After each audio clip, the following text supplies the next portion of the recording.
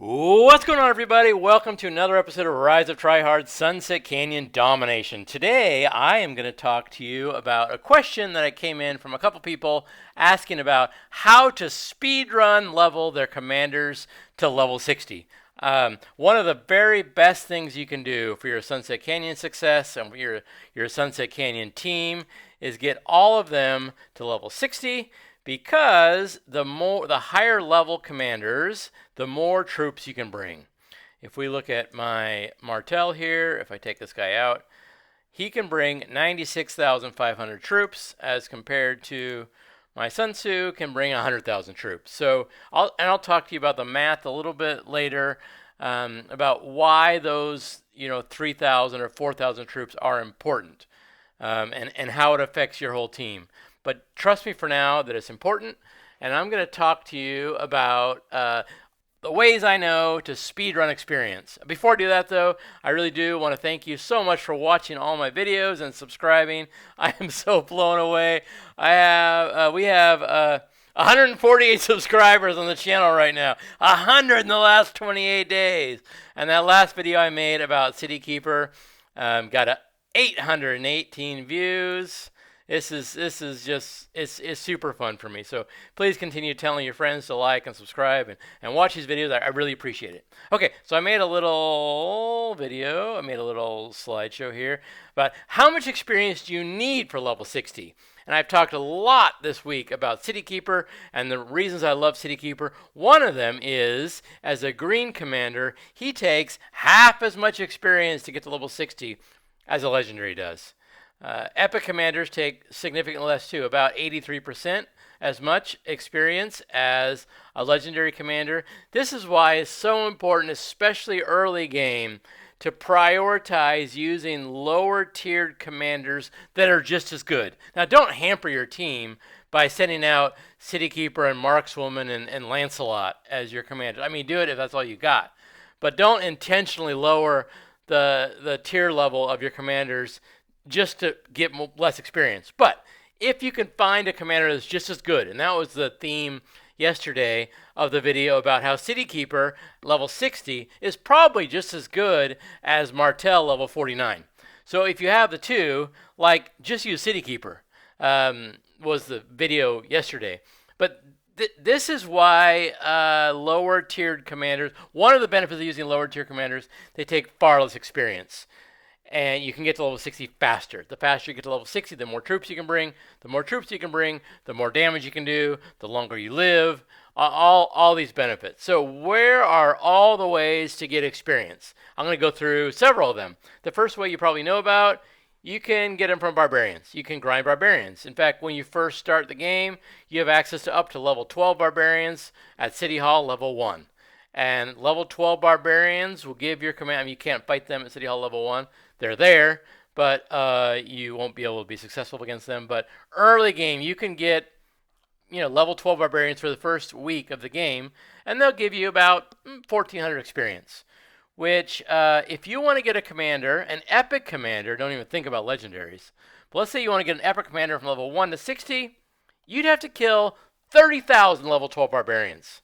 I'm putting these numbers in just to show you, this cannot be the only way you get experience. You have to explore other ways. You will, I guess, the one reason to grind thousands of barbarians, if, for example, you're about to lose your job, and this game, playing this game too much, is the reason you're about to lose your job, and you don't want to lose your job. I recommend spending a weekend grinding barbarians nonstop. You will lose your will to live. Well, you'll certainly lose your will to play this game anymore. So if you want to break your Rise of Kingdom addiction, I recommend going and try and kill 1,000 barbarians.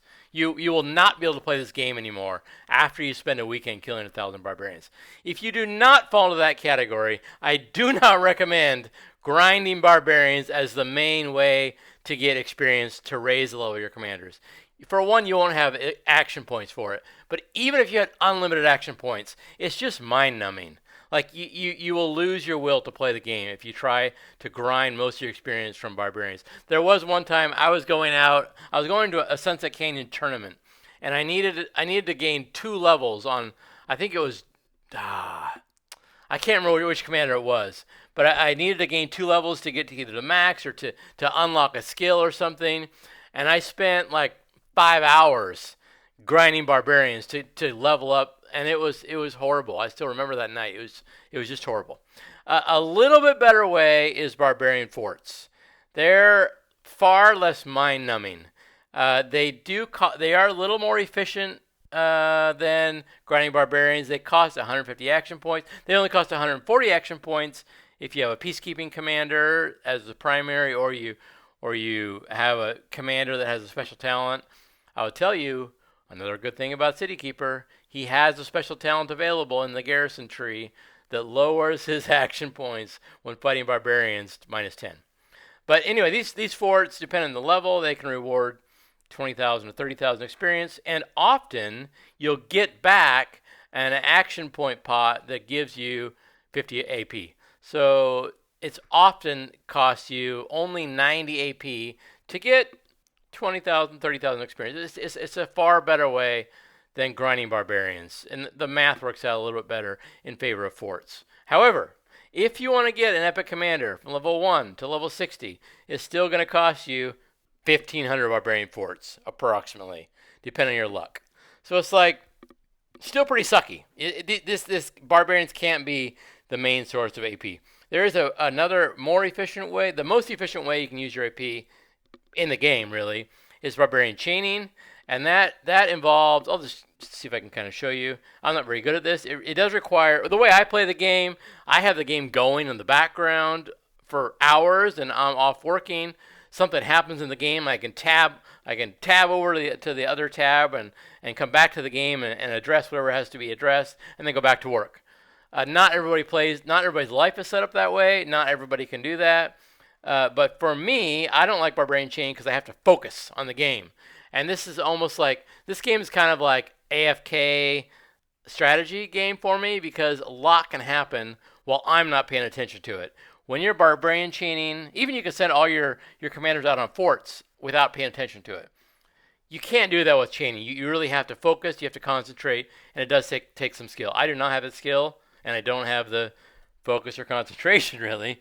The best YouTube resource for this is this player, 12-inch. He is an expert at barbarian chaining, and he chains for hours on a live stream. You can learn a lot about chaining, but the way it looks, let's just see if I can find an easy way. So you start out with a peacekeeping commander, and you find barbarians that are close to each other. So around my city, those two are pretty close to each other. So let's say I take, I want to level up my Martel because he is level 53. So I'm going to take, I'll take Ethelfled. I'll start with Ethelfled. Now for chaining, you got to have, for your peacekeeping, to reduce the action point cost, your primary has to be the peacekeeper. And I will add in my Martel. Where did he go? Hello, there you are. I'll send them out. So what I'm trying to do here, hopefully I will not embarrass myself with my lack of skill. You're trying to hit this one barbarian and then have AoE grab another one. So let's hit this one and kind of slowly drag over here. Uh-oh. Shoot. Did you see that? The barbarian just slowly disappeared. Well, that's not going to work. Okay, sorry, barbarians. We're going to come up here. That's going to take a minute to get there. But the goal is to hit a barbarian, have them start attacking you, and then AoE commanders like Ethelfled, like YSG if you have him, even someone like Kusunuki, they have AoE in a fan. Ethelfled's is particularly nice because it's a wide fan. So I'm just going to hit this. Let's see. Let's hit this level 27 here. We'll hit them once, and then we'll kind of drag up a little bit. Park it again. Now, the way Ethelfled's facing, she is probably going to pop over If she'd done a little bit sooner, it would have been better. Well, she'll get the 30. So you saw that this level 30 Barbarian came over not because Ethelflaed attacked them, but because the half dome of AoE lured that Barbarian in. And so this Barbarian cost 40 AP to attack, and this Barbarian cost 0. And the idea of chaining is you do this, and you get the second one, and then now, let's back up a little bit, I can probably get a third one. And if you do this in a wide enough area, you can do it basically indefinitely. So that one's about to die, so we need to be sure to get this other one now. And actual skilled players are can do this much more efficiently. But in the next AoE cycle, I'll grab that 26. So now this 26 is in my AoE. So for killing these three barbarians, it's only going to take 40 action points. And that's pretty good. And experienced chainers can go find areas with tons of barbarians, and they'll get 10 or 12. Like, they'll get all three of those. They'll come over here. They'll probably get these three for sure. These three, like, they might get as many as 10, 12, 15 barbarians. I can get, I can get 3, which is not as impressive. And also, you have to micromanage. You have to, like, move them back a little bit, forward a little bit. But anyway, this is a great way to get experience. Those 3 barbarians are going to give me, let's see, well, eventually when they die. Anyway, that gave me 3 barbarians for 40 action points, which is cool. So if you are going to grind experience with barbarians, barbarian chaining is the way to go. There are also limited time options. These are things you cannot go out of your city and go do. One thing, you can visit the villages, especially at the beginning of the game. You might remember that when there was fog and you cleared the fog, and in the fog, villages appeared, and you can go visit those villages, and they'll give you research, and they'll give you, slingers and level 1 troops. They also give you experience tomes. And across 1,500 villages, which is the max you can get, or maybe it's 1,520 or 1,530. There's some max of villages you can get that are present on the map for collection. And if you go and visit them, the experience tomes you get, about 2 million experience. So with 2 million experience, that's what, like, that is, what, 8%, 6% of the way for City Keeper. That's 5% of the way for an Epic Commander. That gets you away just from the free experience from the going to visit the villages. Same thing with caves. Caves, depending on whether you've been smart about your migration and you've done a jumper or a sleeper or both, and you've gotten mostly high caves or mostly high and medium caves, you might get 1.5 million experience points just from that. If you've visited all the caves and without migration, it might be low, something like 1 million. But this is still a bunch of experience, a whole lot better than going to fight 800 level 12 barbarians. I want to talk to you about the Lucerne Scrolls. This is an event in the city. Let's see. Ethelflaed's done there. Okay. At your trading post, there's this icon. And this is an event that goes for like about a month, I think. And then they come in seasons. And then it's gone for a week or two, and then it's back for a month. But there are all these challenges. Every week you are to complete challenges, like defeat 30 barbarian forts and train archers and blah, blah, blah, blah. And each of these give you points. When you get 100 points, a new level reward unlocks. And these rewards often have a good amount of experience. Like the next coming up here, I've got 100,000 experience there if I unlock that level, and 100,000 experience if I unlock that level. 100,000 experience for unlocking that level. Let's see, 150,000 experience for unlocking that level. So there's a good chunk of experience points from the Lucerne Scrolls. Of course, there's tons of quests and events all the time. You should always be doing them. You already knew about that, so I'm not really going to go into that. Redeem codes. Be sure to keep your eye on redeem codes. I actually just found out about a new one today that I'm going to go and reclaim right now. So whenever there's a redeem code, it's like a 10-digit letters sequence of letters, and you just type it into redeem here. This one that just popped up today was called ROKPOKKOPH. I'm not sure if this one's good, but let's see. Yes. Okay. So then you get a free bits of resources in your mail.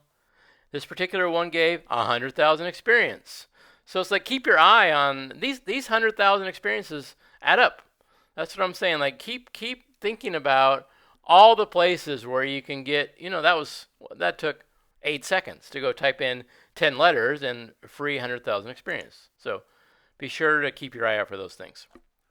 All right. So that was villages, caves, scrolls, quests, redeem codes. All good ways, but things you can't keep doing. You can't keep repeating them. You can't do them every day. There are some things that you can do every day. You can go and get a high level of Sunset Canyon.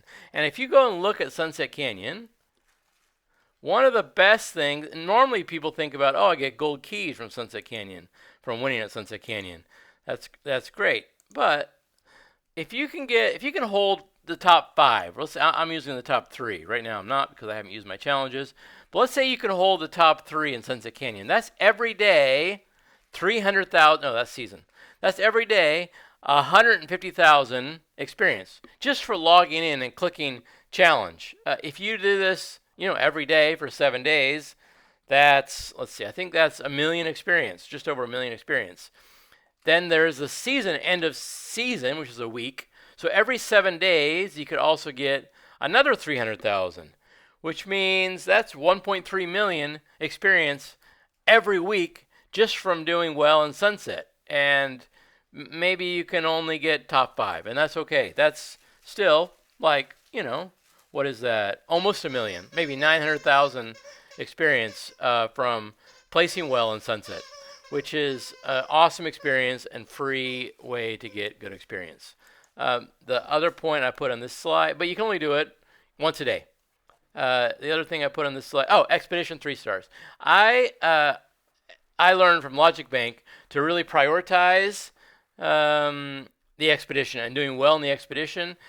His metric, or what he wants to get, what he recommends staying at, is if you click this button, you'll see how well you're doing relative to your peers. So I'm in KVK now with the 4 kingdom group, and amongst these 4 kingdoms, 37th after completing 81 missions. So your goal is to compare this number you get here, the 37th place, with your overall power, and make sure you stay ahead of the ranking of your overall power. So my overall power in 4 kingdoms, 128. My ranking in Sunset, in my ranking in Expedition was 30 something. So that's a really good place. Let me get that from the dog. That's a really good place to be. And let's just go and look at the Expedition here and see how much. This is daily experience that I get. So I'm just going to click one of these. Let's see. I'm going to click all of them actually. And so this gives me every day. This gives me 195,000 experience. That's not. I was expecting more than that. Oh, there's more.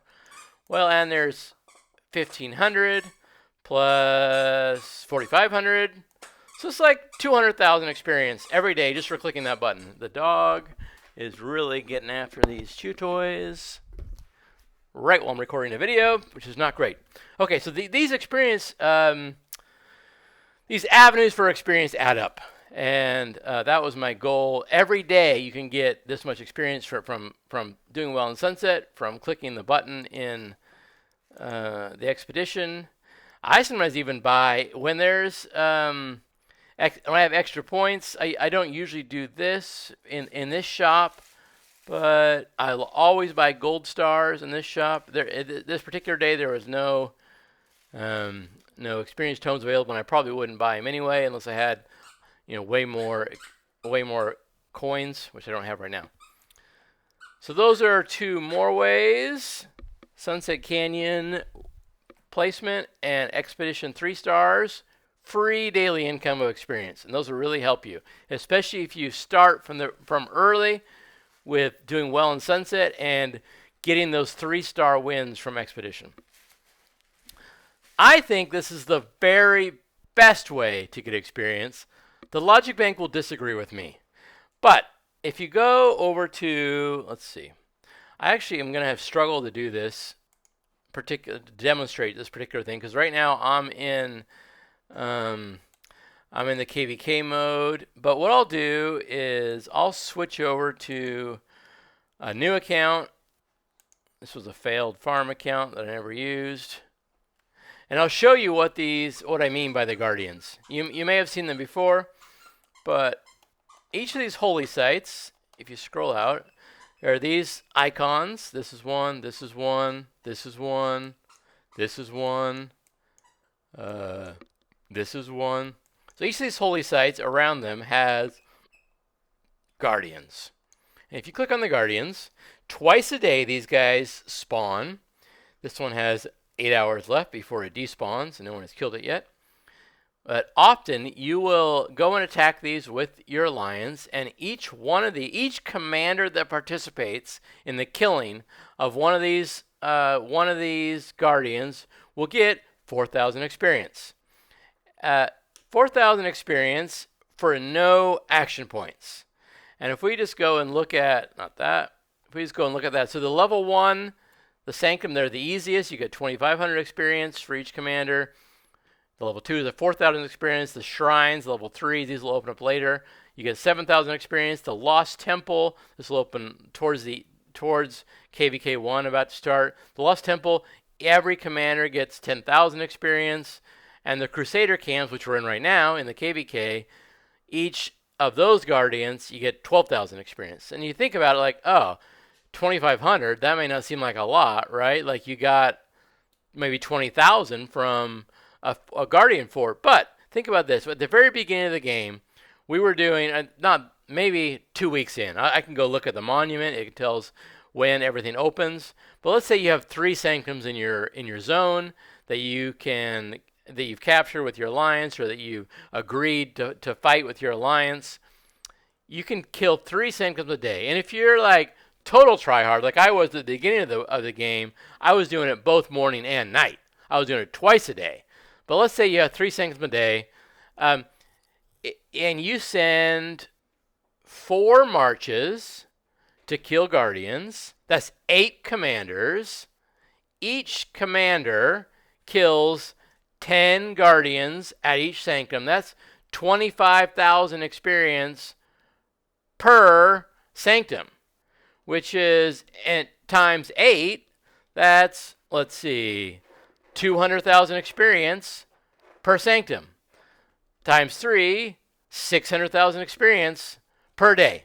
Just by doing Sanctums, the experience spread across 8 commanders. Let's say a little later you get 5 marches. You have 2 altars in your zone. They give 4,000 experience each. 10 Guardians at each altar, you get 40,000 experience per altar. You have 10 commanders, 5 marches, 2 commanders each march, 10 commanders. So each time you do this, 400,000 experience. You do it twice a day, 800,000 experience. So like that's equivalent to doing about 30 Barbarian forts. So I know you do sometimes have to wait around, but if you have an experienced leader, this is a key thing. And if you don't have an experienced Guardian leader, it's probably not worth doing. But if you have an experienced leader leading the Guardians, it can take 6 minutes. You do sometimes have to march there. Sometimes it's a ways away from your home. But remember, I was telling you about my play style. I have the game going in the background. I'm coding in the foreground.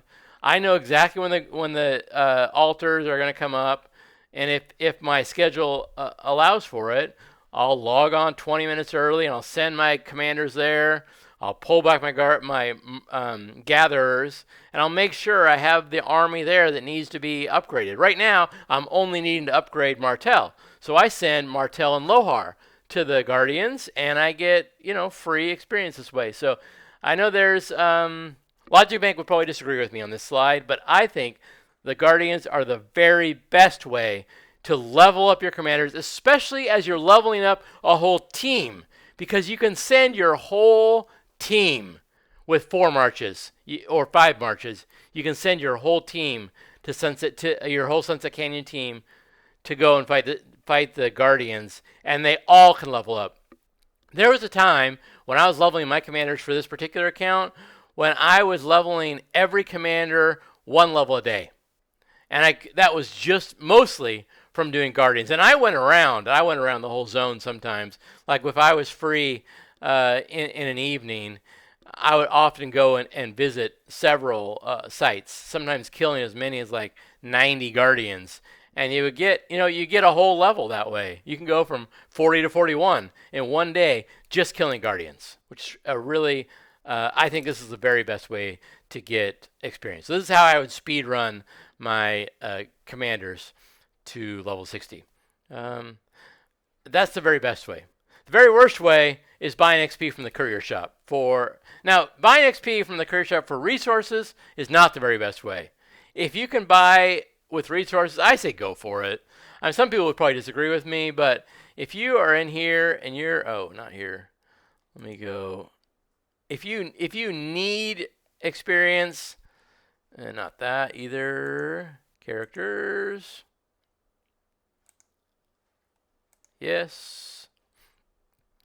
If you need experience and you have tons of extra resources, and the courier is not here. But if she was, and if there was experience for resources, I might buy them.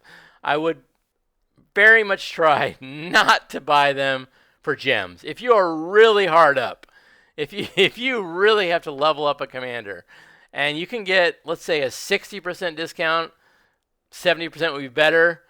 But if you can get a huge discount, you could consider buying them with gems. I would not do this, though. I know some people do. I would not do this. Later, you'll look back and say, dang, I wasted my gems. Because you can get experience other ways. So that's probably the worst way to get experience is to buy it. But you can. I want to talk one more slide about the dilemma with Lohar. Lohar has these one beautiful skill and one beautiful talent. In his third skill, when he is a part of a march, he will cause himself and the other commander with him, the primary or the secondary, he will cause them to get 70% more experience from defeating barbarians.